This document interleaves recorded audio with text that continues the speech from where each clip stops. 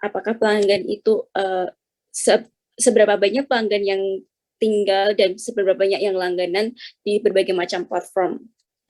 Selanjutnya, Kak Nina. Terkait EDE akan dijelaskan langsung oleh Kak Nina. Oke, jadi kita mulai dulu untuk melihat feature atau kolom yang ada. Untuk feature, ini aku bagi dua, jadi numerical sama kategorikal. Di kategorikal aku bagi lagi jadi 3, ada kategorikal demo, ini untuk demografi customer-nya, ada customer ID, gender, partner, dan dependent. Partner sama dependent itu apa ya, kayak mereka tinggalnya tuh sama siapa gitu. Lalu categorical services, ini service yang mereka pakai, ada phone service, multiple lines, internet service, online security, online backup, device protection, tech support, streaming TV, and streaming movies. Terus ada account yang mereka pakai, ada kontrak, paperless billing, payment method, terus ada churn. Churn itu kalau misalnya bikin model, harusnya dia yang jadi target sih. Terus numerikalnya ada 4 kolom, ada senior citizen, tenor, monthly charges, sama total charge. Untuk missing value-nya, kalau dilihat sekilas kan ini dia 0 semua ya. Terus saya skim pakai Excel manual, ternyata ada nemu white space. Jadi white space-nya saya ilangin. Ada 11 row ada 11 row yang ada white space-nya itu di kolom total charts. Jadi 11 kolom itu saya hilangin, jadi tinggal tadi berapa ribu gitu, nggak dimasukin sini. Oh, sorry. Oke. Terus kita masuk ke summary statistical-nya. Untuk di kolom ini summary statistiknya. Untuk kolom senior citizen itu dia isinya binary, jadi 0 sama 1. Senior citizen itu pengguna yang umurnya udah di atas 60 tahun.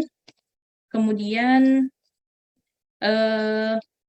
overall minimum sama maksimum dari semua ini itu make sense untuk semua kolom, tapi di total charge itu maksimumnya terlalu tinggi. Jadi kemungkinan ada outlier atau ada dia normally distributed. Terus rata-rata 50% di tenor dan monthly charge. Jadi indikasinya itu mereka distribusinya simetris. Lalu mediannya di total charge juga ya positively, distribusinya ada skew positif, kemungkinan di indikasinya seperti itu. Terus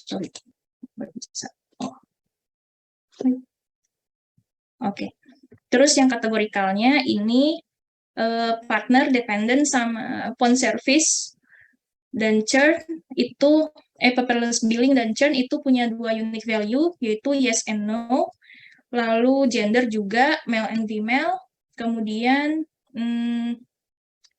untuk yang multiple lines, internet service, online security, online backup, device protection, tech support, streaming TV, streaming movies, itu sama kontrak punya 3 unique value, dan payment method punya 4 unique value. Terus kita lihat outlier-nya, di sini nggak ada outlier. Lalu untuk data understanding, jadi bisa dilihat di sini, customer yang memilih untuk churn atau meninggalkan layanan telco ini ada sekitar 1.800-an, dan untuk stay ini ada 5.000-an. Sebenarnya udah lumayan banyak sih, sebenarnya jumlahnya udah hampir 30% yang churn. Kemudian payment method yang paling banyak digunakan adalah electronic check, kemudian bank transfer, lalu credit card. Lalu yang terakhir paling sedikit adalah mail check. Kemudian lalu the most common terus kontrak kayak sistem berlangganannya itu yang paling banyak dipakai adalah per bulanan, bulanan. Kemudian 1 tahun, lalu 2 tahun, per 2 tahun. Jadi kayak mereka berlangganan itu berapa lama sih, kayak gitu.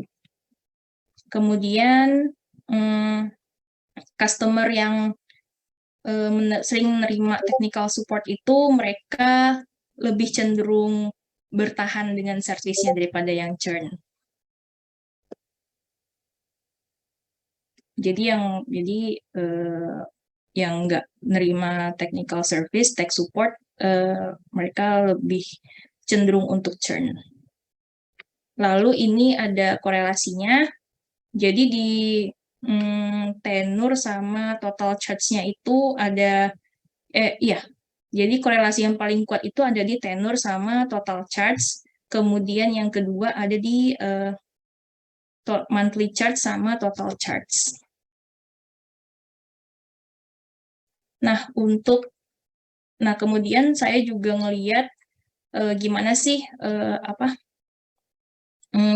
metode pembayaran yang dipakai itu berefek ke customer churn ini. Terus kita bisa lihat kalau ada korelasi yang kuat di dengan dengan variabel elektronik check dan month to month. Jadi bisa dibilang kalau pengguna yang lebih banyak ninggalin servisnya telco ini mereka yang subscribe dengan yang berlangganan secara bulanan terus dengan menggunakan payment method electronic check. Oke, lalu konklusinya saya balikin ke Kak Dini. Baik, terima kasih Kak Dina atas penjelasan ideanya. Untuk conclusion-nya, kesimpulannya kebanyakan dari semua transaksi itu terjadi pada cek elektronik seperti itu. Terus yang kedua, yang menggunakan monthly contract itu lebih banyak yang subscribe juga daripada yang kontrak 2 tahunan seperti itu. Karena mengingat tadi kan yang ditawarkan ada bulanan, ada yang 1 tahunan, sama ada yang 2 tahunan seperti itu. Lalu ada untuk warga negara yang senior lebih dari 65 tahun, mereka biasanya lebih meninggalkan langganan yang seperti itu, kayak gitu. Terus lower average selanjutnya rata-rata untuk yang di bawahnya itu kebanyakan juga customer-nya juga pada meninggalkan dari langganan home phone itu sendiri dan internetnya. Oke, terima kasih. Selanjutnya boleh selanjutnya Kak Nina. Baik, terima kasih untuk TA dan para Rokis. Silahkan kalau mau bertanya-tanya. Oh ya, datasetnya ini available di community BM kalau kalian pengen lihat datasetnya. Terima kasih teman-teman. Oke, thank you Rina dan Dimi, keren banget. Mungkin dari TE ada yang mau kasih feedback dulu, boleh? Dari Kak Vero atau Kak Denis? Mentor, Kak, mentor. Oh iya, mentor, sorry. Dari Vero mungkin. Apa Kak Vero dari chat nih? Iya, ada nggak ya Kak Vero? Ada dia. Halo, Kak Vero, tes. Dia tidak muncul di screen. Oh ada sih harusnya. Mungkin lagi ngetik. Dari Kak Azra gimana? Atau Kak Denise boleh? Dari aku oke banget. Kalian juga udah udah mengerti konsepnya dan lain-lain. Sebenarnya aku udah pernah pakai dataset itu juga. Cuman konteksnya beda. Aku waktu itu mau memprediksi churn tapi ada time periodnya gitu. Jadi pakai survival analysis namanya. Tapi seru juga ternyata ini datanya bisa dipakai buat sesimpel ini juga gitu. Kali ini metodenya harus berat-berat ya. Survival analysis Waduh, enggak ada. Kalian itu kan. Iya, betul sekali. Baiklah, aku dari itu menurut aku udah oke banget. So far sih nggak ada pertanyaan. Gimana? Dari Ibu Azra mungkin. Dari aku pengen lihat slide yang tadi dong, yang ini. Slide apa sih namanya? Korelasi yang kedua. Oh iya, bentar ya, Kak. Korelasi.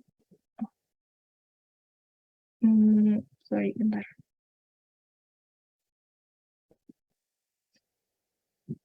Ini ya? Mm-mm. Nah, aku tuh penasaran kan kamu nulisnya di sini how the payment method and contract affect type churn, tapi di sini kan nggak ada kolom churn-nya. Oh, sorry, bentar aku liatin codingnya aja deh. Jadi kayak hue-nya tuh pakai yang churn gitu, Kak.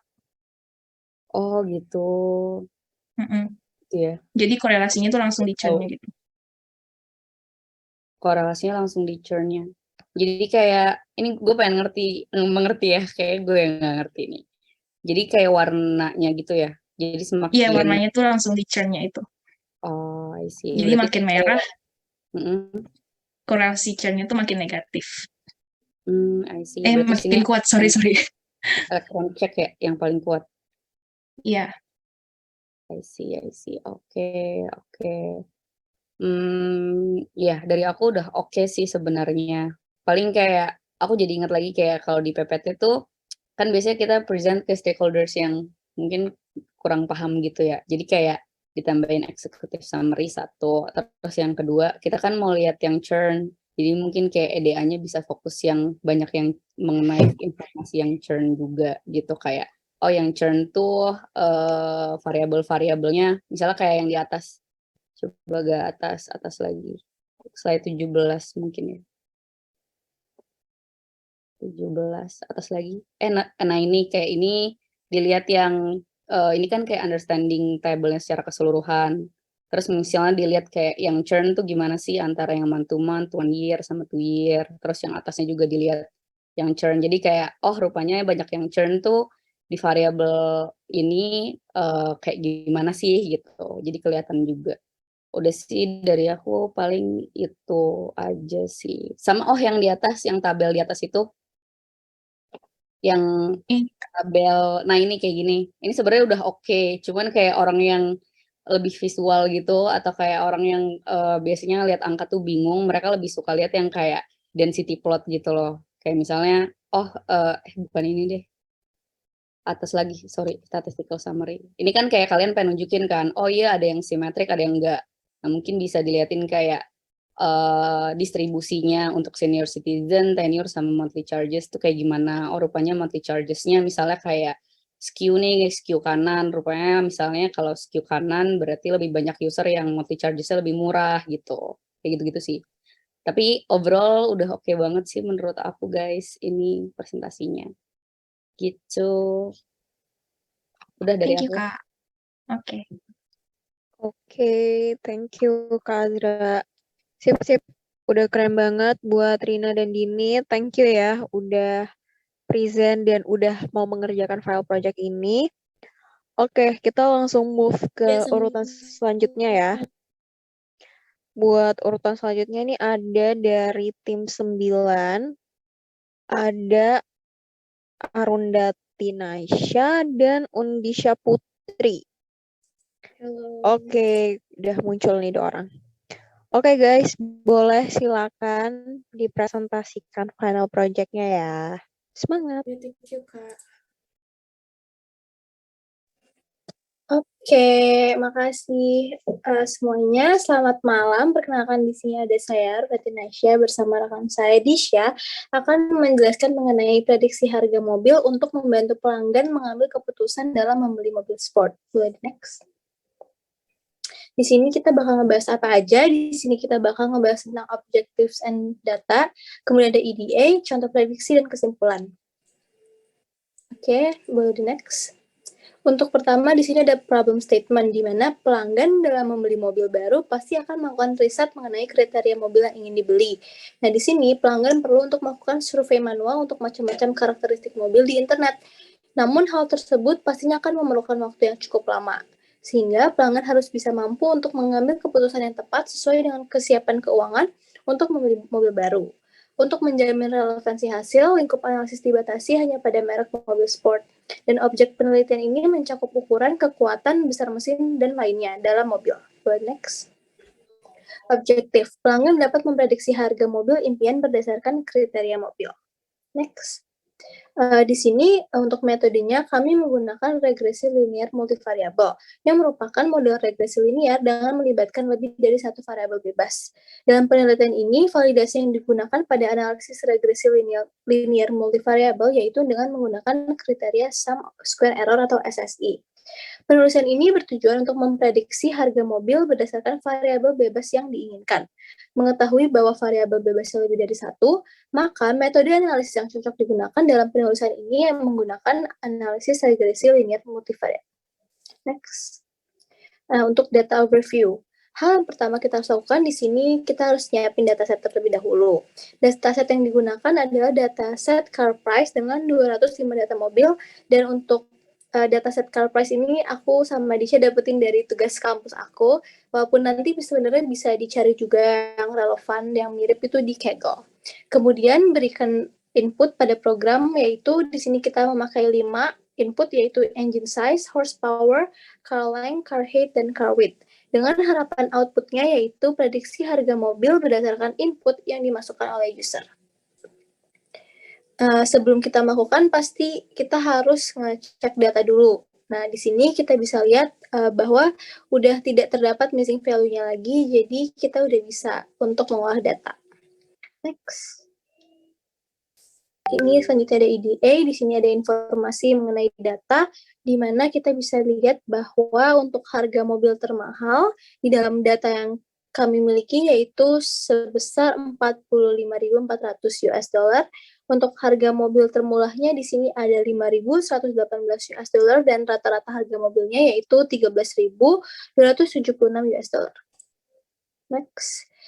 Di sini ada distribusi harga mobil di mana kita bisa lihat dari bar chart-nya bahwa harga mobil yang paling banyak ada di kisaran sekitar $5.000 hingga $10.000. Next. Oke, selanjutnya bisa dijelaskan. Oke, di sini ada heat map. Jadi heat map di samping itu akan memperlihatkan korelasi antara karakter-karakter data dari mobil ini. Nah, kita bisa lihat bahwa harga mobil, terus ada horsepower juga, ada car length, car height, dan car width itu masing-masing memiliki korelasi lebih dari 0,5. Sehingga kita bisa nih memperoleh suatu hipotesis analisis, yaitu semakin kuat horsepower-nya atau semakin panjang mobil, semakin tinggi, dan semakin lebar mobilnya, maka semakin tinggi pula harga dari sebuah mobil. Nah, untuk model building-nya, di sini kita menggunakan metode regresi linear. Nah, kita mendapatkan suatu rumus untuk untuk menghitung prediksi harga. Di sini rumusnya adalah sum of koefisien variabel bebas dikali dengan input nilai variabel bebas oleh user, baru ditambah dengan intercept variabel tetapnya.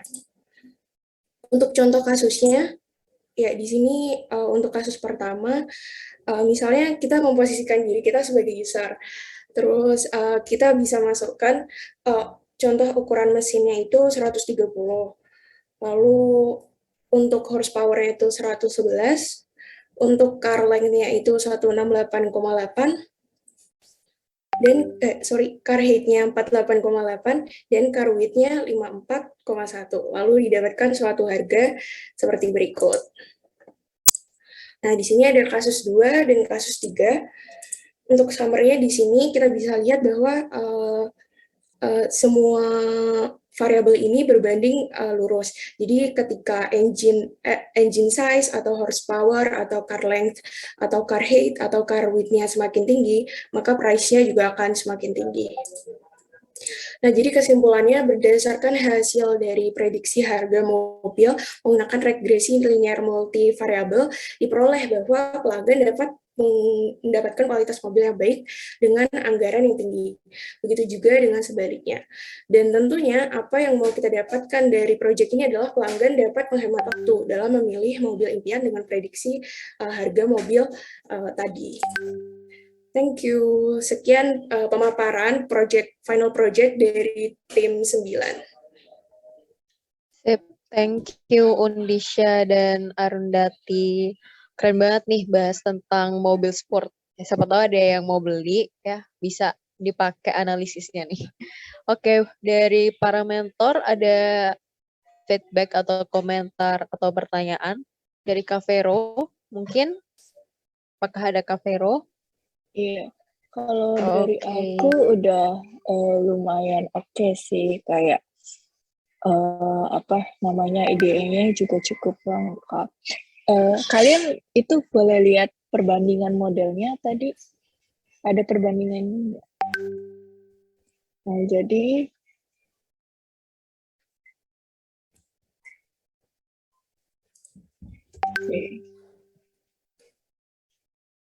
berarti yang di IDE-nya boleh lihat tadi ke yang satu kasus ya, di contoh kasusnya.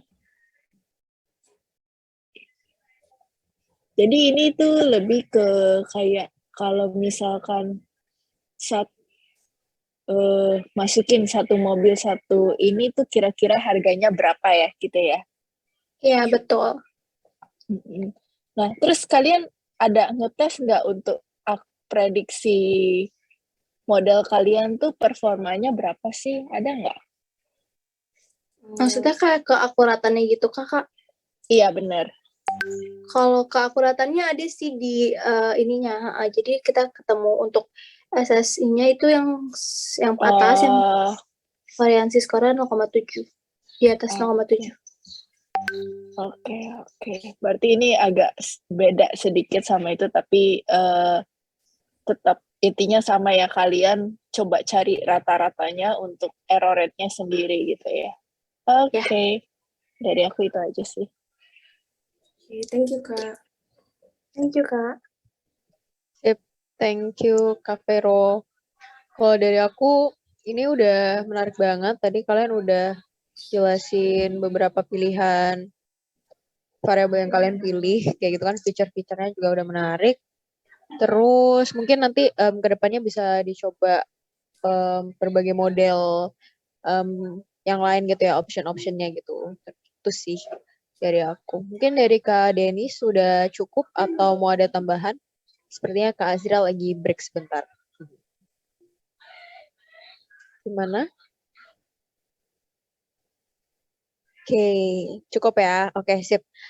Oke, itu aja dari TA sama mentor. Thank you banget buat Arundanti sama Undisha, udah keren banget. Semangat ya. Sudah keren banget kalian udah effort untuk buat final project. Keren. Makasih, Kak. Thank you guys. Oke. Next kita tadi udah tim 9 ya. Sekarang kita lanjut ke tim 12. Apakah ada Fadia? Ini kalau aku lihat ada sih Fadiah Tias dan Amelia Wibisono. Apakah kalian ada, guys? Ada, Kak. Ada, Kak. Oke, sip. Boleh langsung share screen ya dan present. Semangat!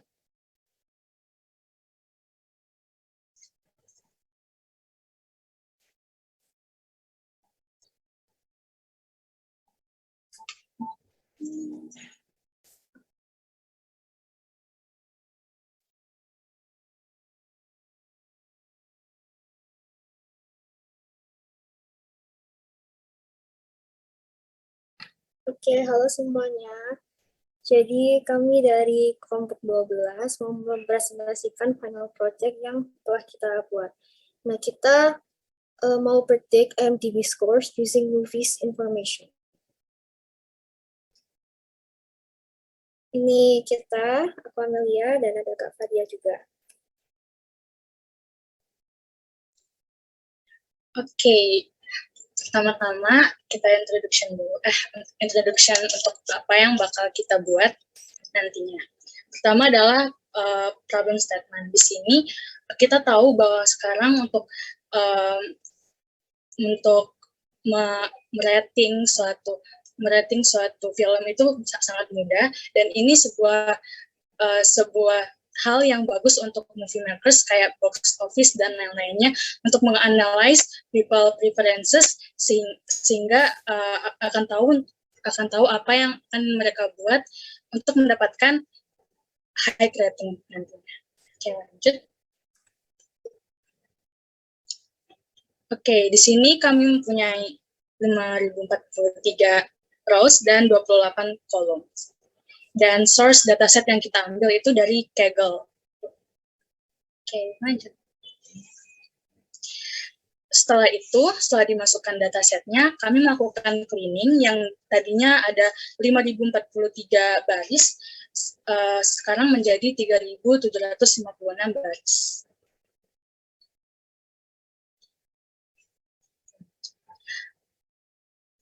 Selanjutnya kami melakukan exploratory data analysis.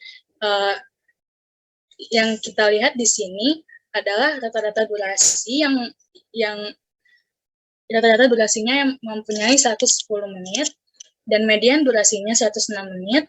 Rata-rata gross yaitu 52 million dollars, median grossnya 30 million dollars, dan rata-rata IMDb skornya yaitu 6,46, mediannya 6,6, dan rata-rata budgetnya ada di 46 million dollars, dan median budgetnya ada di 20 million dollars. Okay, next. Oke, yang di sebelah kanan ini kita mau melihat rata-rata, kan tadi kan ada kolom color ya. Kolom color itu isinya ada movie yang berwarna atau colored, dan ada movie yang black and white atau hitam putih. Nah, kita mau lihat apakah ada perbedaan antara color dan BNW dalam rata-rata nilai IMDb-nya. Nah, lalu kita box plot kan, lalu kita find out ternyata film yang black and white itu ternyata memiliki skor rata-rata IMDb yang lebih tinggi. Nah, mungkin ini karena data film black and white itu lebih sedikit, jadi mungkin yang data film colored itu lebih terdispersi, jadi ada data yang tinggi sekali dan ada data yang rendah sekali. Oke, ini sama. Oke, lalu ini kita mau cari tahu persebaran histogramnya dari IMDb score sama duration. Bisa dilihat di sini, mereka semua ini merupakan data yang berdistribusi normal. Kalau yang IMDb score itu agak skewed to the left sedikit, dan kalau duration skewed to the right. Nah, lalu ini ada top 5 movies with the highest profit. Jadi sebenarnya di dalam data kita itu nggak ada kolom profit, jadi kita buat kolom profit dari gross dikurangi budget movie-nya. Nah, lalu kita urutin movie dari profit yang paling tinggi dan terendah, dan ini merupakan top 5-nya. Nah, lalu kita juga melihat genre apa sih yang memiliki IMDb score yang paling tinggi. Nah, kita urutin, lalu habis itu kita melihat ada tren nih, ternyata genre adventure dan drama itu sering mendapatkan skor IMDb yang tinggi. Oke, lalu karena di dataset kita juga ada total likes dari para aktor ini, jadi kita coba urutin juga, dan ini merupakan kombinasi-kombinasi aktor yang memiliki popularitas paling tinggi. Nah, lanjut dari kolom profit yang tadi, karena kita sudah buat kolom profit, kita mau lihat apakah profit ini memiliki korelasi dengan IMDb score.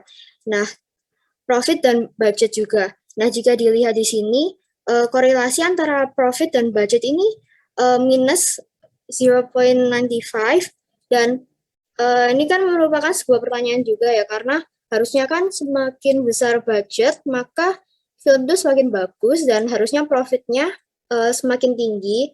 Namun di sini nggak tahu kenapa di dataset kita itu korelasinya malah minus. Nah mungkin di dataset kita punya banyak sekali film-film yang memiliki profitnya tuh minus. Jadi filmnya tuh malah rugi bukan untung. Jadi mungkin tuh kenapa di sini tuh berkorelasi negatif. Lalu habis gitu kita lanjut ke feature engineering. Kita mau jawab kolom-kolom yang kurang relevan. Mungkin di sini ada director name, actor 2 name, actor 1 name, dan actor 3 name ini nanti kita akan ganti dengan kepopularitasan mereka dengan menggunakan Facebook Likes. Oke, lalu habis gitu kita label encoding content rating. Jadi content rating di data kita itu masih dalam bentuk tipe objek, bukan numerical. Jadi agar kita modeling, kita ganti datanya ini menjadi tipe numerical. Jadi yang belum di-rate itu sama dengan 1, film untuk semua kalangan itu sama dengan 2, film yang membutuhkan parental guidance itu 3, dan film minimal 13 tahun itu 4, film R-rated sama dengan 5, dan film yang eksklusif untuk 17 plus itu sama dengan 6. Lalu habis itu kita juga ganti juga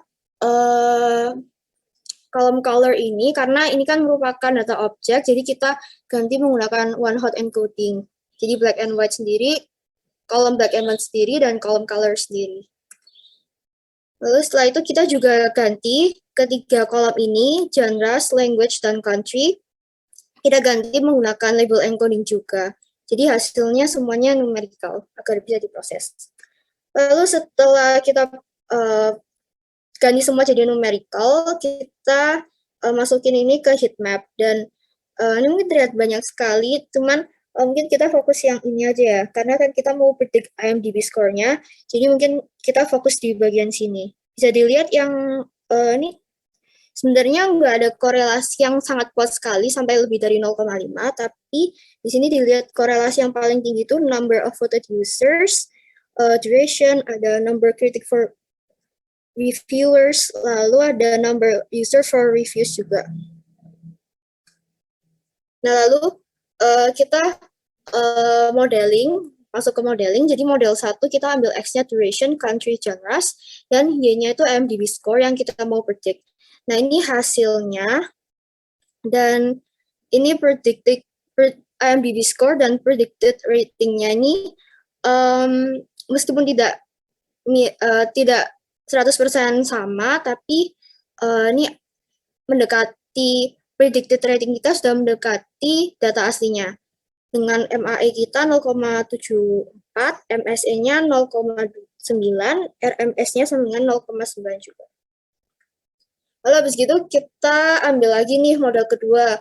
Nah, kita ambil semua data yang sudah kita feature engineering tadi, ditambah data-data yang aslinya memang numerical, kita ambil semua jadi X, dan Y-nya itu IMDb score yang kita mau predict.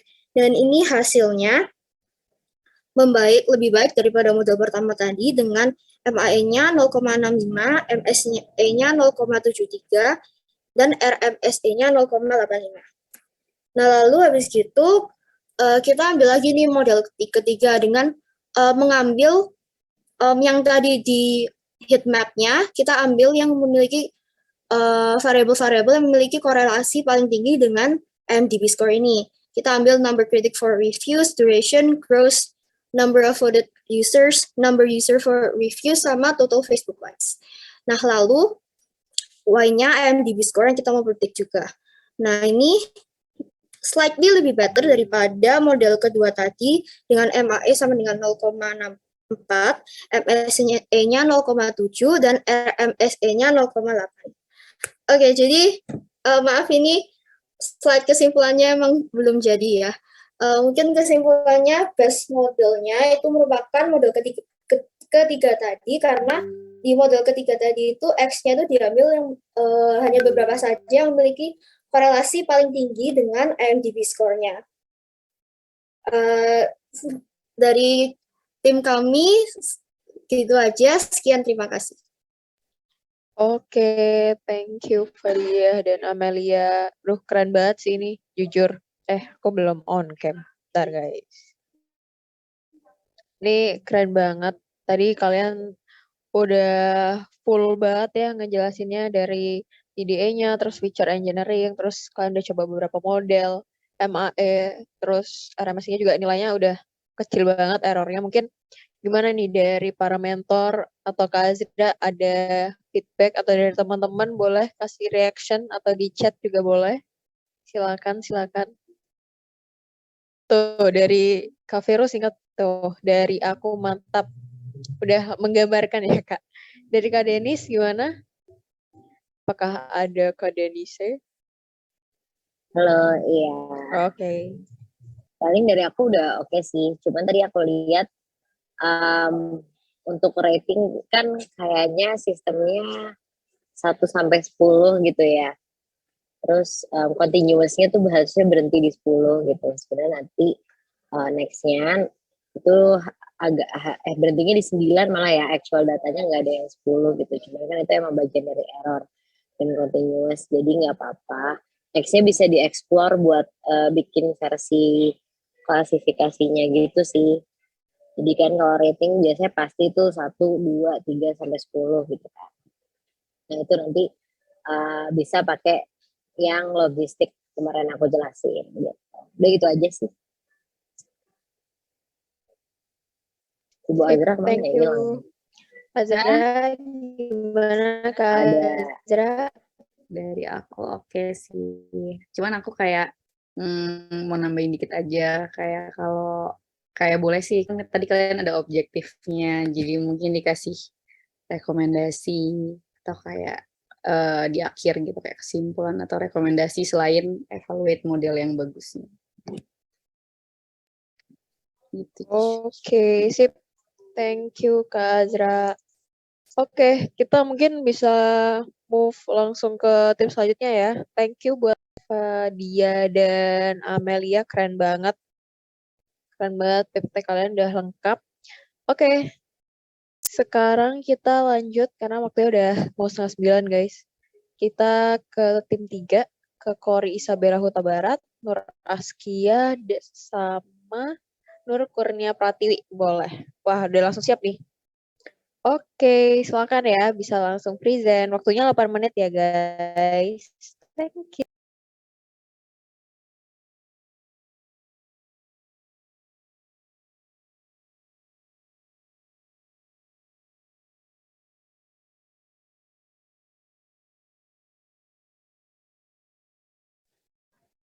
Halo, suara aku kedengaran, Kak? Sudah masuk. Oke, ada Teh Tiwi, ada Tiwi, ada Kia. Halo Tiwi.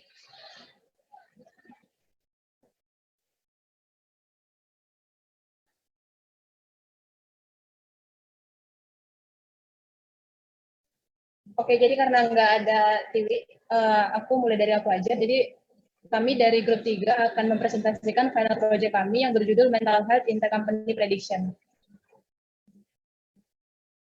Adapun outline dari presentasi kami ini berupa objektif, EDA, model choices, best model and recommendation, dan juga ditutup dengan suggestion. Untuk introduction, perkenalkan ada aku di unmute ternyata di mute tadi. Makanya nggak ada suara. Oke, silakan lanjut ya, silakan lanjut. Oke, we are Kori Isabella Huta Barat, Nur Askia, dan ini Nur Kurnia Pratiwi. Oke, next ya. Ya ampun. Okay, this is the objective for our project. Problem statement and objective. Mental health affects emotional, psychological, and social well-being. It affects how we think, feel, and act. It also have determined how we handle stress, relate to others, and make choices. In the workplace, communication and inclusion are key skills for successful, high-performing team employees. And then, workers tend to suffer from mental health disorder more often diagnosed by medical even. Ya, jadi mental health atau kesehatan mental ini memberikan efek terhadap emosi, psikis, dan bagaimana kita berprestasi. Selain itu, di tempat kerja, mental health ini akan memberi efek juga terhadap performa kerja. Selain itu, karyawan teknologi itu cenderung mengalami gangguan kesehatan mental, baik itu terdiagnosa secara medis maupun tidak. Nah, selanjutnya adalah objective of this project, assisting human research and determining which factors. Jadi ini membantu HR dalam tujuan proyeknya dalam membantu HR dalam menentukan faktor apa yang bagi perusahaan dalam mendukung memberikan pendapat bagi karyawan untuk mengatasi mental health-nya. Dan yang kedua adalah untuk membantu karyawan untuk lebih peduli terhadap kesehatan mental mereka tanpa menebak-nebak atau menebak-nebak ini aku sakit apa atau aku sakit kesehatan mental apa. Next. Next. Well, data overview. The data used come from the database of mental health survey result technology company. Jadi data yang kita ambil ini didapat dari survei kesehatan mental yang dilakukan oleh OSMI atau Open Source Mental Illness pada tahun 2014. Dan data ini sekitar diambil dari 1.259 users yang dalam file survey.csv, dan source-nya itu kita dapat dari Kaggle dataset itu.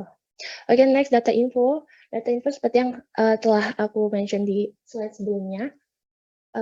Dan di sini kita bisa lihat di sini hanya age yang menjadi empirical feature. Selanjutnya adalah untuk kolom yang lain itu termasuk ke categorical features. Oke, next. Untuk EDA akan dijelaskan oleh Teh Isya. Oke, aku akan menyambung dari EDA. Untuk EDA kita masukkan part data preparation. Jadi di data preparation ini step pertama yang kita lakukan adalah cek apakah ada data yang mengandung nilai nol. Nah, di sini dapat kita lihat bahwa state dan comments itu memiliki nilai nol lebih dari 40%, sehingga kita putuskan untuk ngedrop langsung kolom state dan juga comments. Selanjutnya kita juga ngelihat ada beberapa yang mengandung nilai non, misalnya work interfere dan juga self-employed. Dan menurut kami selama melakukan pengecekan ini cukup penting dan nggak bisa langsung kami drop. Sehingga kami cek dulu ada nilai non-nya atau tidak, dan kami menemukan bahwa ada nilai non. Selanjutnya kami cek nilai mana yang paling sering muncul. Nah, di sini kita lihat bahwa untuk work interfere itu yang paling sering muncul adalah sometimes. Sehingga untuk menangani missing value yang kami tidak ingin drop kolomnya ini, kami menggantinya dengan most frequent atau nilai yang paling sering muncul. Dalam hal ini adalah sometimes. Selanjutnya untuk self-employed, kita lihat bahwa di sini mengandung nilai non dan juga ada yes dan no. Selanjutnya kita melakukan pengecekan yang mana yang paling sering muncul. Untuk menangani nilai yang ini, kami mengisinya dengan most frequent atau yang paling sering muncul, yaitu mengisi dengan no. Sehingga dapat kita lihat bahwa di sini datasetnya sudah bersih, tidak ada nilai none. Nah, datasetnya sudah bersih dari nilai none. Selanjutnya kita melakukan cek per kolomnya, apakah ada value yang tidak sesuai. Di sini kami melakukan pengecekan terhadap kolom gender. Kita lihat bahwa value-nya banyak yang tidak sesuai. Banyak gender yang ada di sini, misalnya male dengan M huruf besar, male dengan M huruf kecil, dan juga jenis lainnya. Sehingga berdasarkan pengertian, kami akhirnya menggrupkannya, mengubah yang tidak sesuai agar sesuai dengan sintaks seperti ini. Lalu selanjutnya kami menggunakan lambda untuk mengapply apa yang telah kami buat. Maka final result-nya adalah untuk male 1006 dan female 253. Nah, selanjutnya kami juga melakukan pengecekan untuk age, yang mana di sini age-nya banyak yang tidak sesuai, seperti yang kita lihat bahwa terdapat age yang 9999, selanjutnya terdapat age yang bernilai minus. Seperti yang kita ketahui bahwa age itu tidak ada nilai minus. Dan untuk menyelaraskan atau memperbaiki nilai value yang ada pada data kami ini, terkhusus untuk kolom age, akhirnya kami menggunakan usia produktif, yang mana untuk nilai atau umur yang nilainya lebih kecil di bawah 15, kami ubah jadi none. Selanjutnya untuk yang lebih besar dari 65 kami ubah menjadi none. Sehingga batasan umur yang kami gunakan di sini adalah usia produktif, yaitu 15 hingga 65. Dapat kita lihat bahwa untuk uniknya terdapat nilai none, dan ini berubah menjadi float. Selanjutnya untuk menangani missing value ini atau none ini, kami menggantinya dengan menggunakan min. Di sini kami ubah lagi age itu yang tadinya float ke type integer.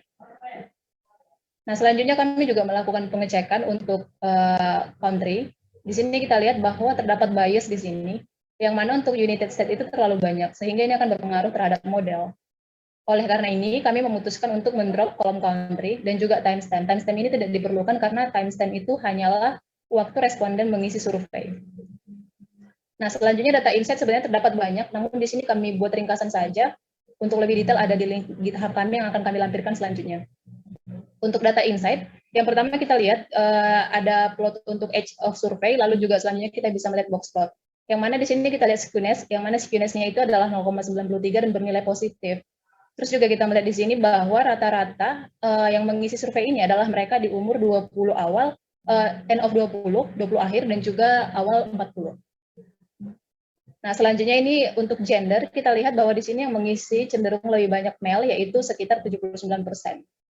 Lalu untuk treatment juga kita lihat bahwa mereka juga mengambil treatment, yang mana male cukup sering mengambil treatment atau mengambil pengobatan untuk mengatasi mental health tersebut.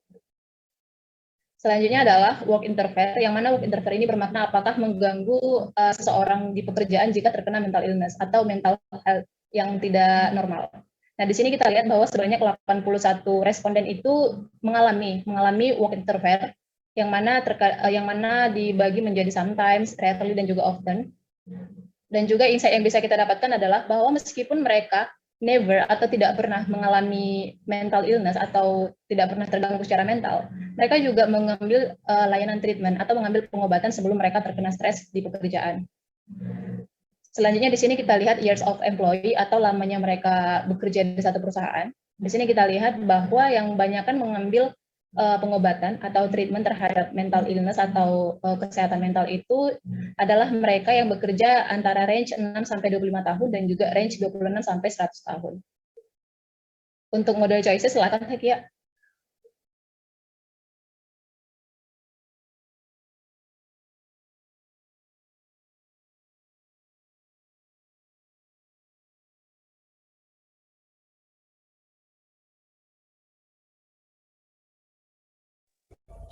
Tes. Halo. Aman. Oke, lanjut Teh. Oke, untuk membangun model project ini kita menggunakan 3 model, yaitu dari logistic regression, gradient boost classifier, dan Gaussian naive Bayes. Kita menggunakan 3 model ini untuk membandingkan mana sih yang lebih fit dengan dataset yang kita punya. Dan untuk masing-masing model kita juga membandingkan akurasinya dengan melakukan feature engineering dan dengan tidak melakukan feature engineering. Untuk FE-nya sendiri kami melakukannya dengan library RF-sklearn dengan RFE atau recursive feature elimination, dan yang kedua itu menggunakan p-values yang kami dapatkan dari model yang bernama Logit. Dan untuk membandingkan hasil-hasil tersebut, kami melakukan evaluasi dengan menggunakan akurasi skor dari library scikit-learn. Nah, untuk hasilnya adalah sebagai berikut, dapat dilihat dari grafik bahwa yang kita lakukan feature engineering itu hasil akurasinya selalu lebih tinggi. Oleh karena itu, dari sini kita dapat simpulkan bahwa feature engineering itu sangat berpengaruh pada akurasi model kita. Dan untuk pemilihan model, dari sini kami dapatkan, dari hasil yang tadi, kami dapatkan bahwa algoritma dengan akurasi terbaik sebelum kami melakukan feature engineering yaitu adalah logistic regression, di mana kami mendapatkan akurasi sebesar 71,6%. Dan untuk yang paling rendahnya adalah Gaussian naive Bayes di angka 67%. Dan sesudah kami melakukan feature engineering atau feature selection, kami mendapatkan hasil yang berbeda, yaitu untuk yang terbaik adalah gradient boosting classifier dengan angka 73,5%, dan model dengan akurasi terendahnya adalah Gaussian naive Bayes, di mana kami mendapatkan hasil akurasi sebesar 69,3%. Dan dari grafik yang sebelumnya juga sudah dapat kami simpulkan bahwa ternyata feature selection sangat berpengaruh dalam akurasi model tersebut. Dan untuk lebih detailnya terkait bagaimana penggunaan algoritmanya, bagaimana implementasi model kami, kalian dapat mengakses di link GitHub kami di github.com/Corisabila Mental Health Predict. Lanjut untuk saran yang bisa kami berikan untuk kalian yang mau mencoba dengan dataset ini nanti, kalian bisa melakukan pembuatan model dengan menggunakan proses encoding yang berbeda, di mana pada proyek ini kami menggunakan one hot encoding. Nah, kalian bisa mencoba dengan encoding yang lain, yaitu label encoder. mungkin saja menghasilkan hasil yang berbeda. Dan yang kedua, kalian juga bisa menggunakan teknik feature selection yang lain, seperti yang kemarin di-share, power selection, dan sebagainya. Lalu yang ketiga adalah kalian bisa menggunakan algoritma yang lain atau metode-metode yang lain. Mungkin kalian bisa menggunakan random forest, KNN, atau metode klasifikasi yang lain. Mungkin itu saja untuk presentasi dari kelompok kami. Untuk kurang dan lebihnya kami mohon maaf. Untuk selanjutnya kami kembalikan kepada kakak mentor dan kakak TA. Oke, wah ini keren banget sih. Udah banyak banget teknik-teknik yang digunakan. Mungkin dari Kak Vero atau Kak Denis, Kak Azra boleh kasih komentarnya. Kayak Kak Vero nih, yang mau banyak nih. Considerationnya apa sih kok kayak mau nyobain kayak compare banyak model gini, kayak tadi aku lihat ada linear, ada Gaussian. Tuh. Kira-kira motifnya kayak objektifnya apa gitu. Oke, thank you Kak. Aku coba jawab ya. Jadi alasan kita menggunakan beberapa model, beberapa algoritma, karena kita ngelihat dataset ini sebenarnya bagus untuk digunakan untuk proyek data science atau untuk diprediksi, karena cukup ada juga mengenai mental health. Tapi ternyata masih banyak minus di datasetnya, yang mana mungkin ketika mengumpulkan dataset ini belum ada konsistensi pada form pengisiannya, atau mungkin ya tepatnya nggak ada konsistensi. Misalnya bisa kita lihat pada kolom gender itu sangat tidak konsisten, dan juga beberapa kolom lainnya misalnya age. Jadi tujuan kami melakukan beberapa algoritma itu adalah kami mencoba sebenarnya apa yang bisa kami lakukan untuk mendapatkan akurasi terbaik dari ini. Sebenarnya lain daripada yang tiga ini, kami juga mencoba beberapa jenis algoritma yang lain, bahkan mencoba beberapa evaluasi yang lain, dan juga mencoba beberapa fitur selection yang lain. Tapi ini udah yang terbaik, dan kami memutuskan untuk menggunakan ini di presentasi kami. Jadi lebih ke untuk menemukan yang mana yang paling sesuai, karena kami nggak mau ini sekedar proyek di sini aja, tapi kami rencananya mau ngedeploy ini supaya orang-orang memang benar-benar bisa menggunakan ini. Dan khususnya ini untuk tech employee ya. As we know, kalau tech employee itu katanya sering mengalami stres, dan juga karena kita di sini, mungkin most of us adalah tech employee, dan ini menurut kami bisa dibenarkan. Jadi mungkin kalau misalnya kami mendeploy ini dengan model dengan akurasi yang terbaik, nggak overfit, nggak underfit, mungkin itu juga bisa kita gunakan ke depannya untuk lebih baik dalam mendiagnosa apakah kita mengalami mental illness ataukah enggak. Mungkin begitu, Kak. Oke. Nah, jadi sebenarnya kan kalau kalian compare kayak beda-beda ini kan, beda-beda model kan. Nah, sebenarnya ada satu lagi typical modeling yang kalian layering namanya. Kalau pernah dengar namanya XGBoost. Oh iya, sebelumnya kami udah coba XGBoost, gitu kan. Jadi XGBoost itu modeling apa sih kalau kalian mau coba gitu? Sorry? Tadi agak putus. Sebelumnya kita udah coba XGBoost, tapi XGBoost rendah, Pak. Bagus, akurasinya nggak banyak. Oh gitu, iya. Jadi kalau misalkan tadinya aku bilang kalau belum pernah nyoba XGBoost, jadi coba di layering pakai XGBoost. Jadi kalian tahu nih 3 model berbeda ini ternyata bagus di sini. Nah, kalian bisa eksperimen satu lagi tuh pakai XGBoost.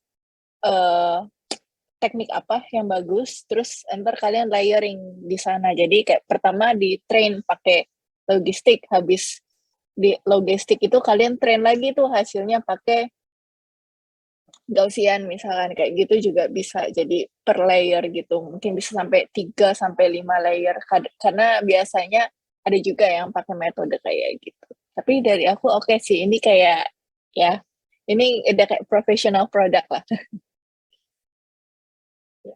Jadi aku itu aja. Oke, sip. Thank you, Kak Vero. Mungkin ini karena waktu kita semakin mepet dan masih ada tim-tim lain yang mau present. Thank you buat feedbacknya Kak Vero.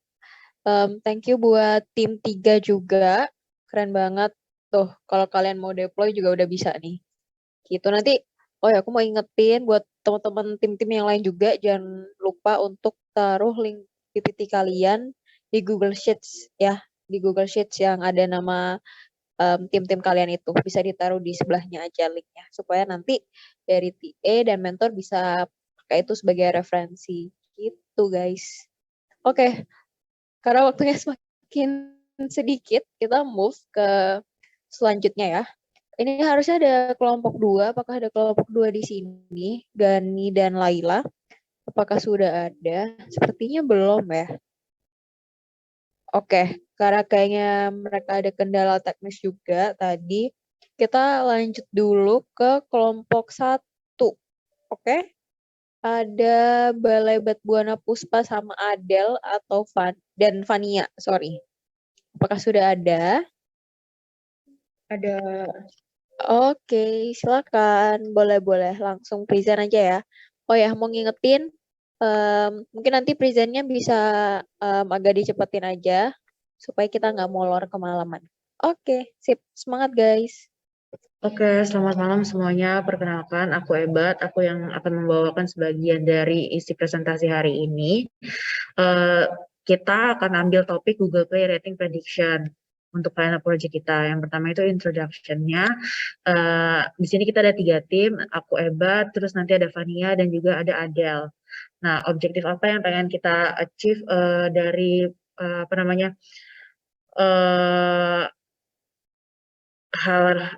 data kita hari ini, yaitu kita tahu kalau data di Google Play Store itu punya dataset yang kita punya itu kira-kira ada 10.841 rows dan 13 kolom. Nah, ini merupakan contoh data yang kita dapat dengan menggunakan df.hat. Nah, ini bisa dilihat ada datanya dari mulai aplikasinya itu apa aja, terus habis itu kategorinya itu terdapat apa aja, ada yang dari art and design dan lain-lain. Terus ada juga ratingnya, reviewnya, size-nya, dan udah diinstal seberapa banyak kayak gitu.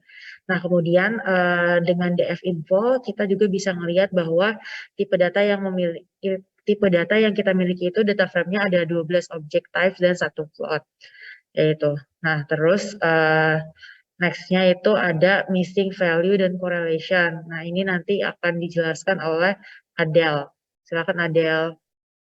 Oke, jadi missing values dan correlation ini pada dataset Google Play Store app itu ada 1.488 missing values dengan persebaran pada gambar di samping. Kita bisa lihat nih, ratingnya ada 1.400 sekian, type dan lain-lainnya. Nah, ini tuh dikarenakan data missing values-nya itu kan tidak terlalu besar. Dilakukan dropping data null dengan df.dropna in place equal true. Jadi didapatkan hasil data bersih untuk setiap kategorinya. Ini data bersihnya. Next slide.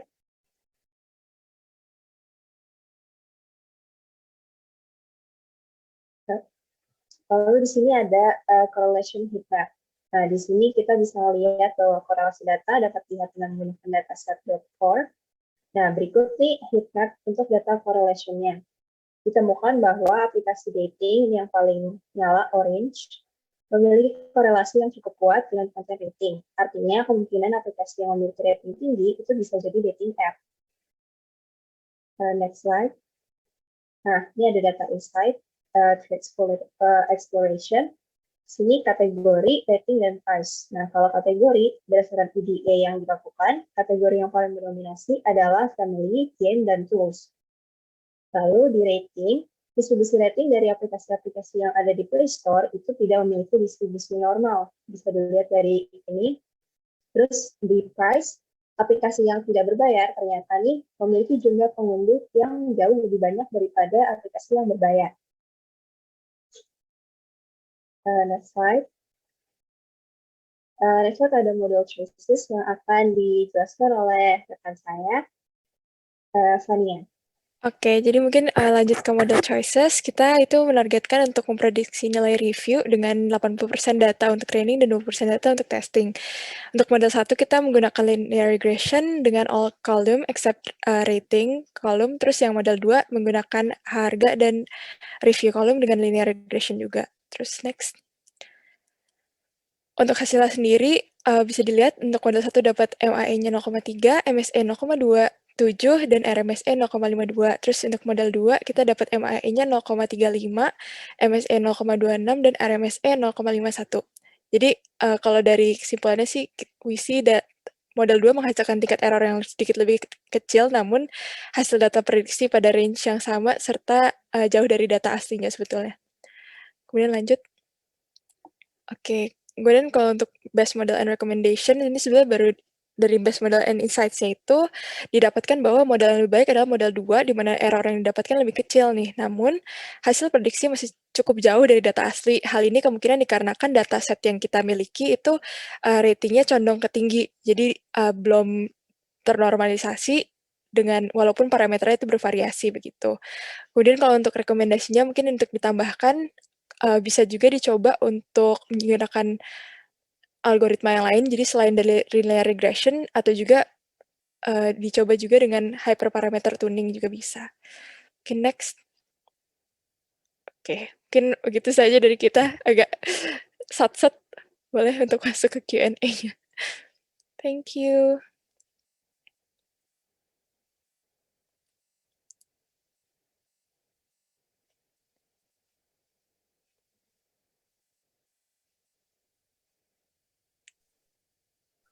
Ya.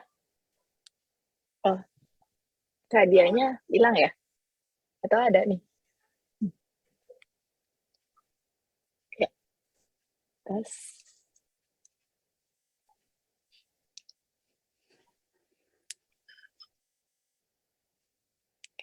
Kalau dari aku udah ini sih. Udah oke. Cuma tadi penasaran garisnya itu straight banget tuh yang oranye tadi. Boleh lihat lagi nggak? Coba. Boleh. Di tadi ya, di evaluation-nya. Nah, ini.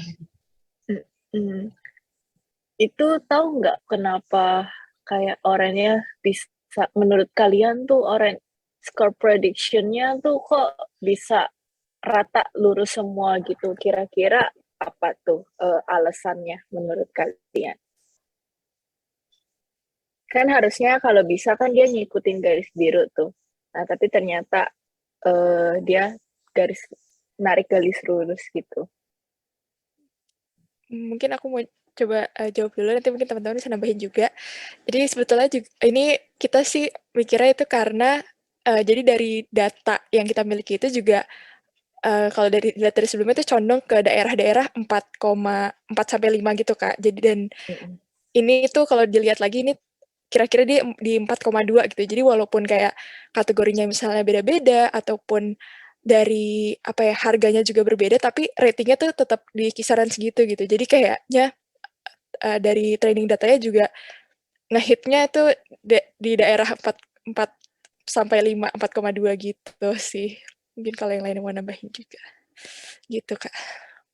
Oke. Dari aku itu aja sih, tapi overall udah oke. Ada komen lain? Oke. Gimana, ada komen lain? Mungkin kita bisa move aja ya. Thank you buat timnya Ebat dan Fania. Sama tadi satu lagi siapa ya? Sama Adel ya? Oke, siap. Iya. Oke, thank you ya. Ini mungkin nanti buat feedbacknya, kalau misalnya mau ada further discussion bisa lewat DM Discord. Karena waktu kita semakin mepet dan masih ada tim lain, masih banyak tim yang harus kita beri waktu untuk present. Mungkin next-nya bisa langsung tim 8. Ada Safira Nur Fauzia, Carmelia Lutfiati. Apakah ada di sini orang-orangnya? Ada, Kak.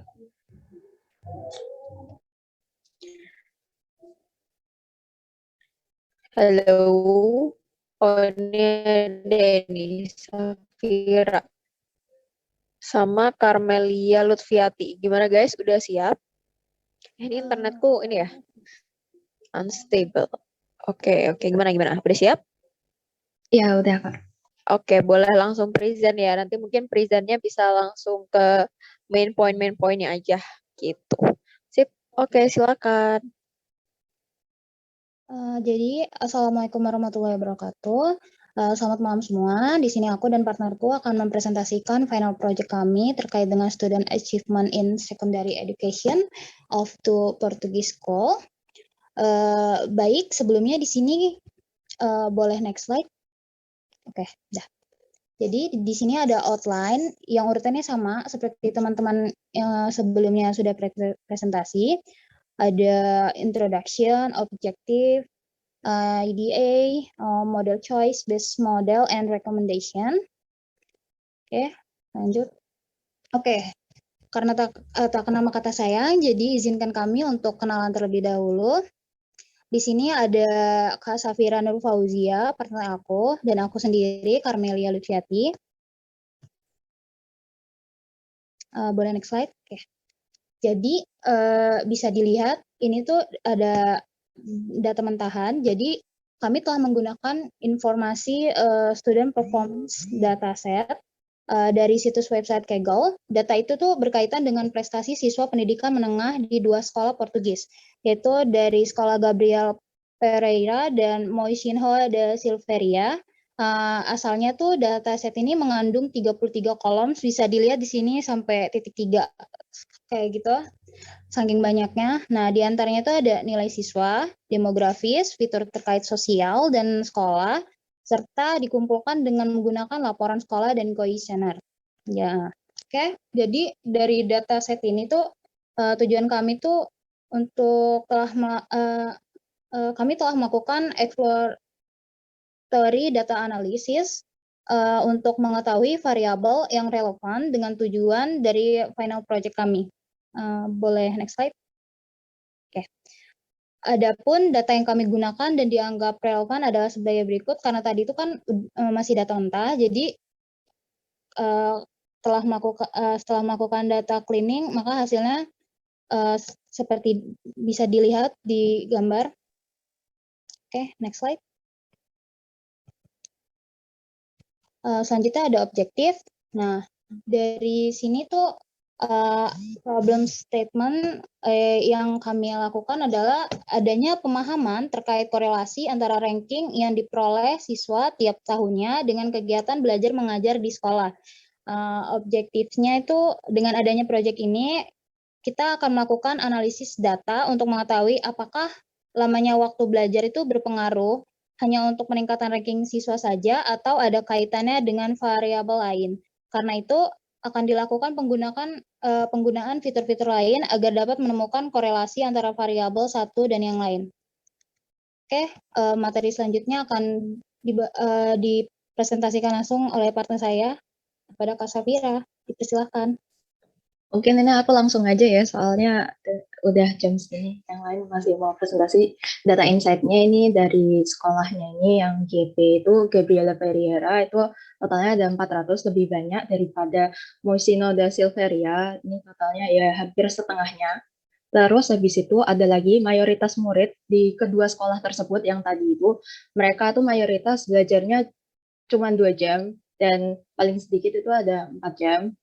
Nah, terus di data ini, missing values-nya kita nggak ada sama sekali, jadi kita nggak melakukan data cleaning. Terus untuk korelasinya di sini itu kita bisa lihat yang di study time ini dengan G1, G2, dan G3 itu memiliki hubungan yang erat, maksudnya lebih gede gitu daripada yang lain. Terus selain itu ada juga kegagalan yang failures sama dia tuh punya hubungan juga yang besar dengan absence dan age gitu. Nah, terus abis itu untuk fitur engineer-nya sendiri, karena kan di sini G1, G2, G3 itu tuh rankingnya mereka dari tahun pertama, tahun kedua, dan tahun ketiga. Makanya kita daripada 3 kali ini kita total semuanya G1, G2, G3 biar nanti bisa dimasukin ke dalam modelnya gampang. Nah, terus untuk modelnya sendiri, yang pertama itu untuk variabelnya yang X-nya itu kan tadi kan kita mau mikir itu study time, apakah hanya study time aja yang berpengaruh pada grade kan. Jadi untuk yang pertama ini kita cuma pakai study time dengan hasilnya tuh MAE-nya 6,946.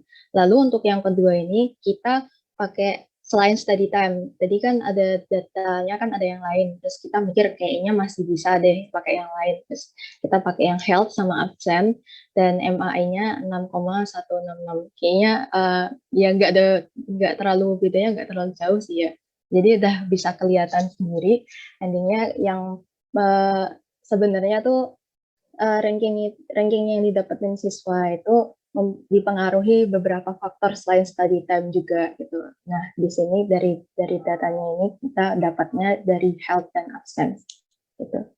Ini untuk resourcesnya, mungkin yang lain pada mau lihat atau mungkin mau ngoreksi juga. Soalnya kita masih pemula. Gitu, sekian dari kami. Mungkin kakak-kakak atau ada yang mau tanya atau kasih saran gitu, dipersilahkan. Oke, thank you. Oke, mungkin dari para mentor atau TA yang lain, Kak Azra, bolehkah? Mungkin short feedback atau komen, adakah? Atau Kak Denise? Biasanya kalau misalkan kita mau compare dengan, ini kan sebenarnya dua grup berbeda ya. Nah, itu tuh pattern-nya mesti dicari. Jadi kalau biasanya bakal dijadiin dua model berbeda. Kenapa? Karena itu sebenarnya grup berbeda, kecuali kalau kamu ngomongnya ini tuh model buat prediksi yang di satu kota gitu. Nah, itu biasanya bisa karena ada faktor-faktor yang sebenarnya bisa beda gitu. Misalkan kayak sistem pengajarannya itu juga kan bisa gitu kan. Yang membuat faktor dia berbeda punya nilai. Jadi biasanya dicari tuh satu grup tuh, tapi satu grup yang punya ini loh, yang punya kaitan. Misalkan mereka satu kota, terus kamu ngambil sekolah itu sebagai sampel. Nah, kamu bisa tambahin background-nya di situ supaya lebih kuat kayak gitu sih. Tapi ya overall oke sih. Oke, thank you Kak Vero buat feedback dan masukannya. Sama aja ya feedback dan masukan. Oke, sip. Oke guys, thank you buat tim 8, buat Safira dan Carmelia. Makasih banyak ya, kalian udah keren banget kerjainnya. Oke, next kita move ke tim 10. Benar nggak? Oh ya benar, tim 10. Ada Cynthia Dita dan Viola. Apakah ada di sini guys? Ada Kak. Oke, udah semangat banget nih Viola. Oke, kita ini ya, presentasinya dipercepat 5 menit aja, Iya, Kak. cukup ya guys. Speedrun. Siap. Oke, yuk langsung dimulai aja. Oh my god, bentar. Oke, gimana Dita? Silakan. Jadi kami dari kampus dulu dengan saya Viola. Dengan saya Dita dan teman saya Viola. Jadi yang pertama akan menjelaskan objektif terlebih dahulu. Mana? Oh, introduction. Nah, halo guys, lanjut. Ditanya mana?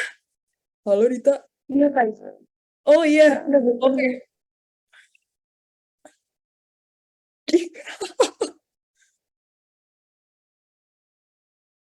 Jangan salting, Dit. Lanjut, Dit.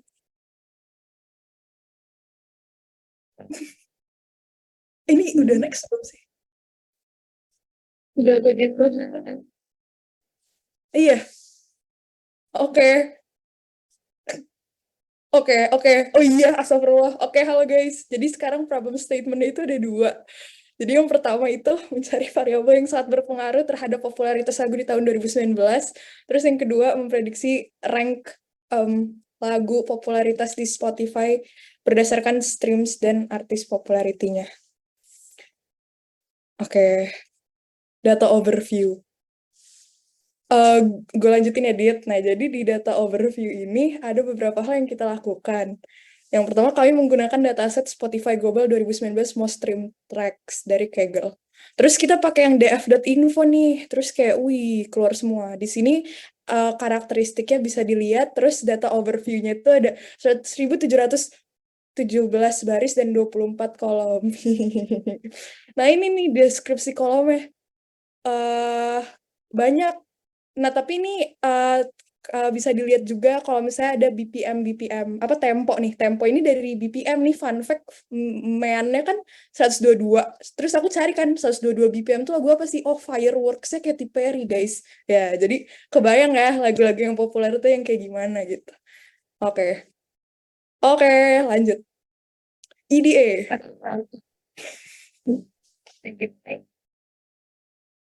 Di pertama adalah data insight. Jadi ini untuk kolom ini itu sudah distribusi datanya lengkap, dan untuk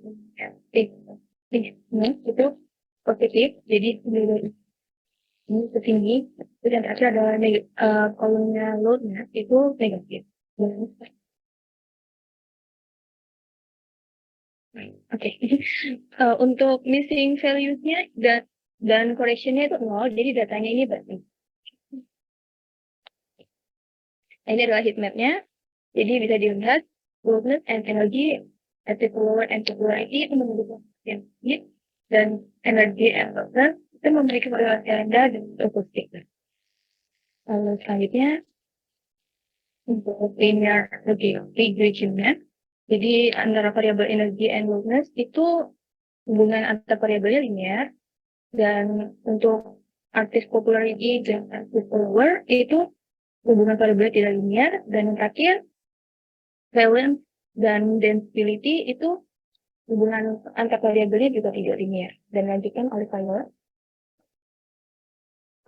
Oh iya, nah lanjut nih model choices. Nah disclaimer di sini kebetulan aku sama Dita belum bisa ngasih yang 2 model nih guys. Maaf ya, tapi we tried our best. Lumayan speedrun juga ngerjainnya. Wow, ini kayak big brain energy. Keren banget nih kayak hacker. Nih model description plus results ya kita nge-coding keren.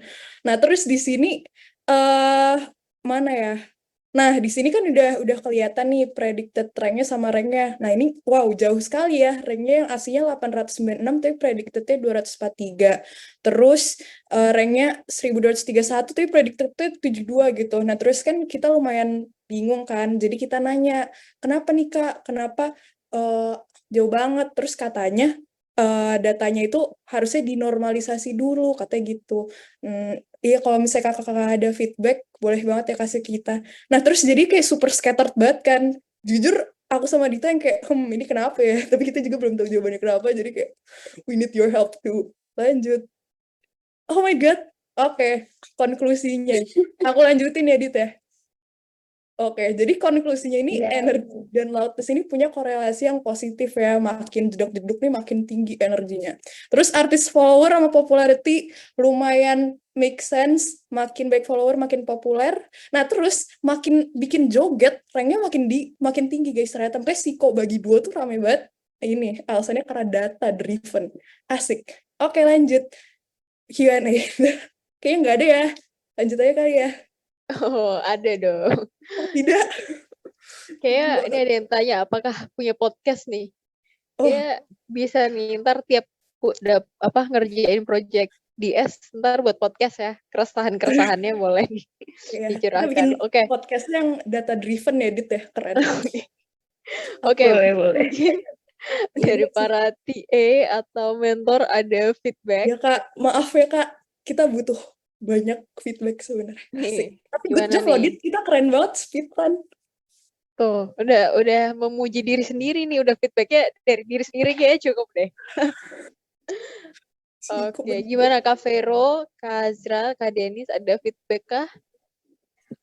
Tuh, dan nice tuh dari Kak Vero. Mungkin tadi feedbacknya udah dikasih tahu ya terkait yang dinormalisasi itu aja sih guys. Supaya datanya bisa itu. Oke, sip. Mantap. Thank you Viola dan Cynthia, Rita. Keren banget. Udah speedrun. Udah pasti lega banget ya. Udah lega banget nih pasti. Oke. Kita juga kasih teman-teman. Kita speedrun ke tim berapa sih? Tim 5.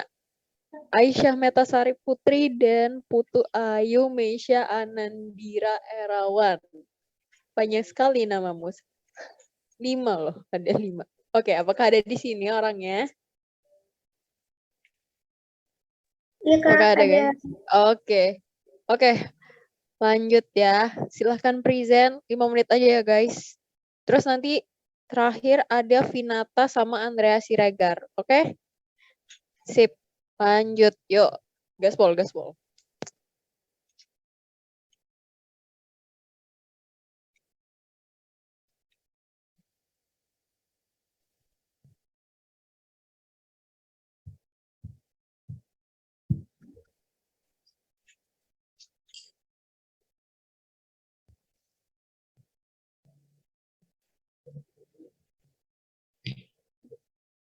Gak ada kelihatan ya, Kak? Oke, sudah.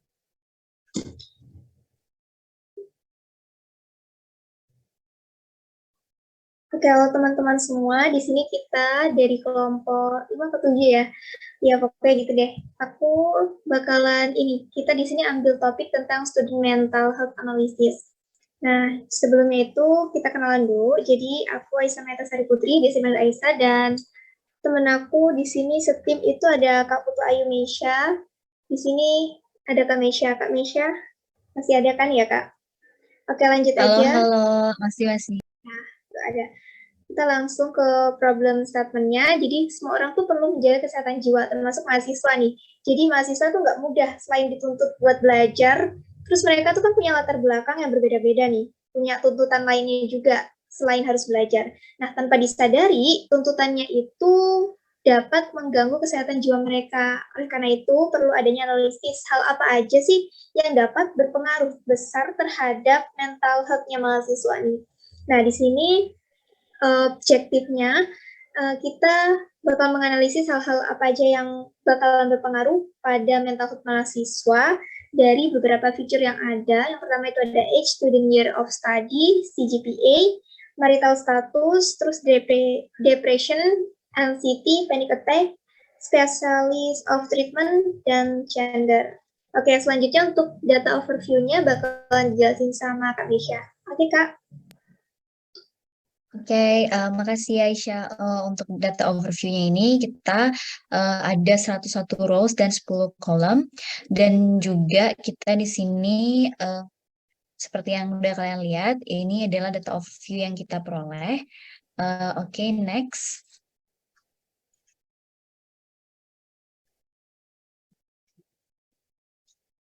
Terus di sini juga datasetnya itu kita dapatnya dari student mental health, dan juga di sini data overview-nya ini berupa numerikal, yaitu ada age dan kategorikal yang dibagi menjadi gender, year of study, CGPA, marital status, depression, anxiety, panic attack, dan seek any specialist of treatment. Oke. Lanjut Aisyah.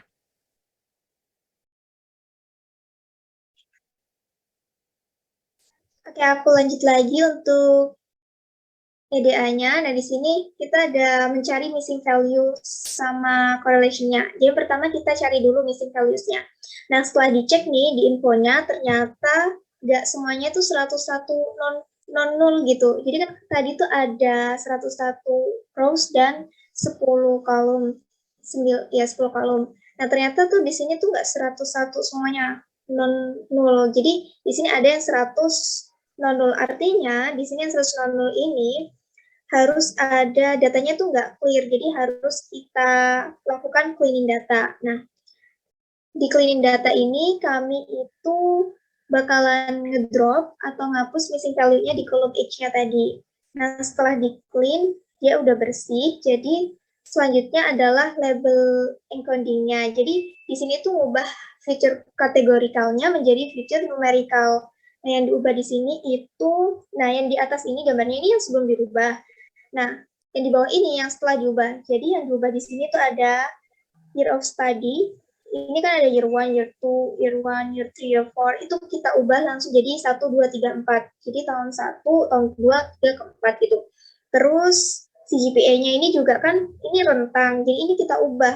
Jadi kalau rentang dari 3 sampai 349 ini masuk ke rentang 3 gitu. Ini kita ubah jadi 1, 2, 3, 4 skalanya. Kemudian marital status ini sampai ke belakang ini kan no yes aja. Nah, itu kita ubah. Kalau yes itu berarti 1, kalau no itu 0.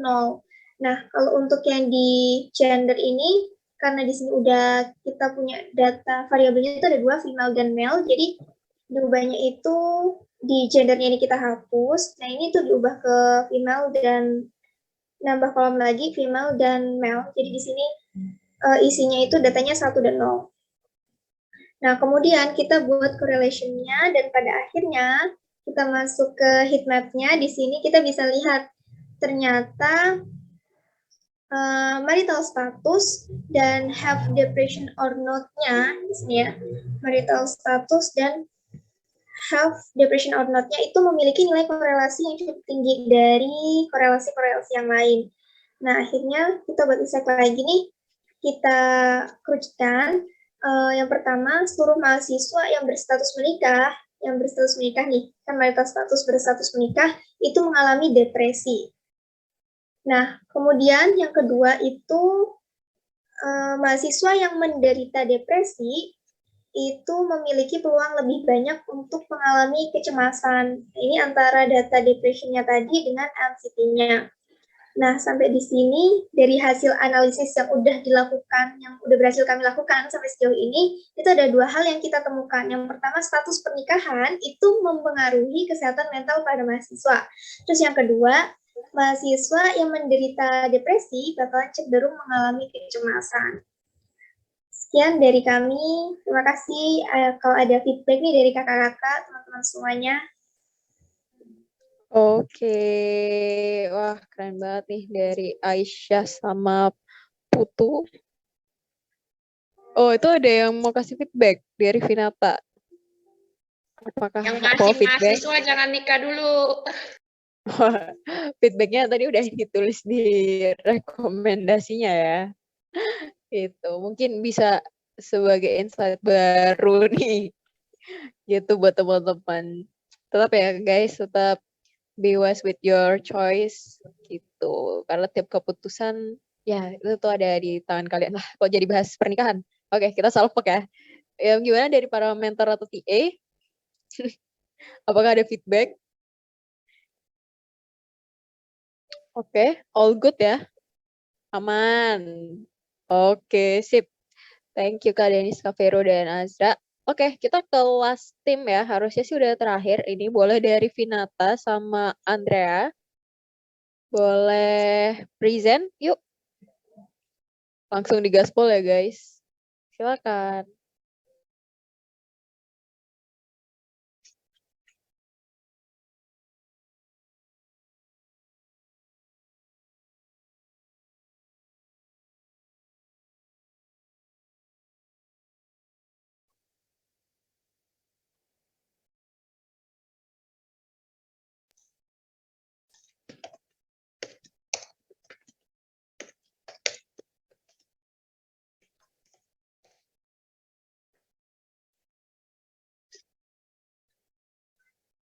Halo, langsung aja kita mulai ya ke introduction.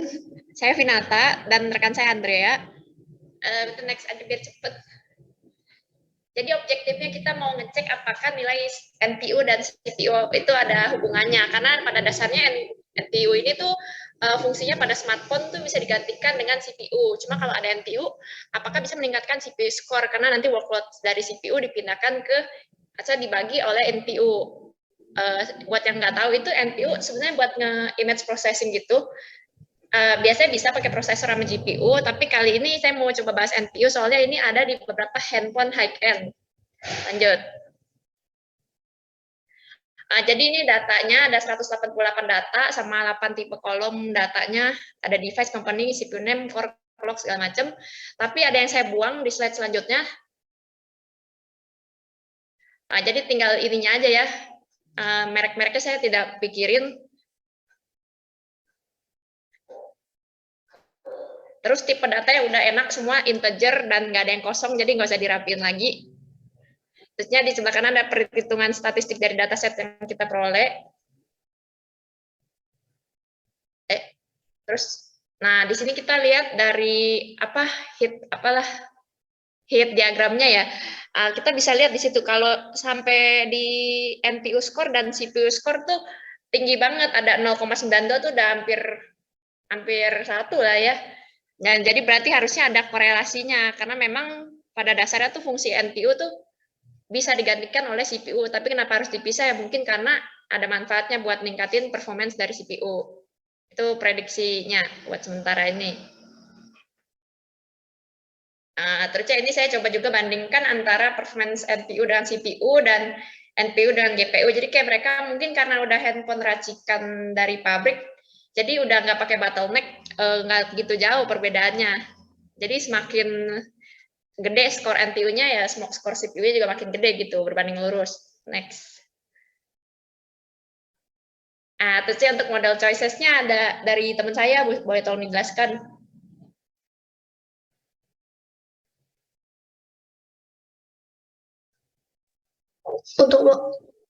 Untuk model description results-nya yaitu linear regression CPU score itu sebagai variabel target dan didapatkan koefisien NPU score itu yang paling mendekati 0.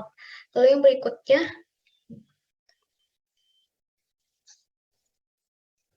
ini berikut merupakan hasil perbandingan dari CPU score asli dan CPU score yang prediction. Lalu untuk itu ada tambahan lagi di slide-nya tadi mungkin nggak ke-update kali waktu kamu download. Ya udah nggak apa-apa deh, lanjut aja. Lalu untuk base model dan recommendation-nya, untuk melihat kekuatan hubungan antara NPU score dan CPU score, itu dapat diketahui besarnya NPU score itu berbanding lurus dengan peningkatan CPU score. Oke, itu aja. Tapi sebenarnya ada ini ditambahin dulu. Udah nampak ya screen share-nya? Udah. Nah, ini tadi yang perbandingan test score dengan hasil prediksi, ini kan yang pakai semuanya nih. Predicted score-nya tuh lebih deket ya, kalau dibandingin sama yang satu lagi tuh, predicted score-nya tuh agak jauh banget, menurut saya sampai hampir 100. Di sini juga, mana sih kok hilang? MAE-nya tuh lebih kecil kalau yang pakai predicted score-nya tuh ke semuanya, bukan cuma di GPU, NPU sama CPU aja. Kenapa begitu? Karena saya pikir di sini ada core sama clock-nya. Kayak clock speed kan dari ngaruh ke CPU ya. Jadi kayaknya lebih gimana ya? Lebih itu loh. Lebih ngaruh ke CPU-nya. Udah sih gitu aja. Kenapa di sini bedanya gede? Kenapa di sini bedanya nggak gitu gede? Kalau menurut saya ya. Terus di sini MAE juga sampai 173, terusnya gede-gede lah pokoknya. Mungkin karena yang dibandingkan di mana sih GPU sama CPU kan kayak itu kan racikan orang ya. Kalau saya mau pakai GPU-nya kecil, CPU-nya gede juga nggak masalah gitu. Jadi memang yang lebih akurat tuh kalau dimasukin sama clock speed sama jumlah cores-nya. Udah sekian, ada masukan? Oke, udah. Ini topiknya lumayan ini ya, lumayan beda daripada yang lain, bahas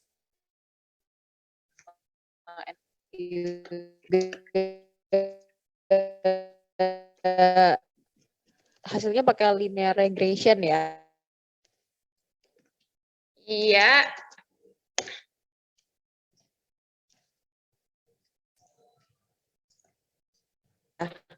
Kayak gitu.